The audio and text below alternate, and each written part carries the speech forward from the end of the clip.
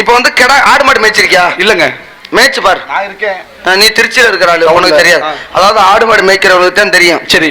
ஆட்டுக்காதல். ஆட்டுக்காதல். நீ வந்து பொட்டை ஆடு, நான் வந்து கெடா. டேய் சரத்து, எப்பயாச்சும் ஒரு வாட்டி பொட்டன்னு சொல்றோம். சரி.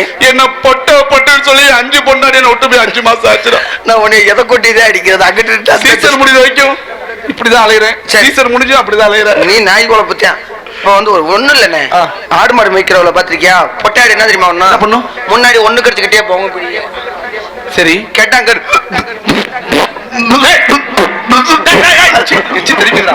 அப்படியே மூத்தரத்தை குடிச்சுக்கிட்டு. ஆனா ஒரு உண்மை மட்டும் தெரியுதுடா. என்ன? நீ மனுஷங்களை புலங்குறியோ இல்லையோ, மிருகத்துல புலக்கொலக்கு அதிகமா இருக்கு. டெய்லி 25 செம்பிளி ஆடு மேய்ச்சா சீசனா டைம்ல அதே பொழப்பு. சரி. அதான் பண்ணி முடிச்சுட்டேன். அவ்வளவுதான். அவ்வளவுதானா? இன்னைக்கு அவ்வளவுதானா? கொட்டி போச்சு அழுதுறான்.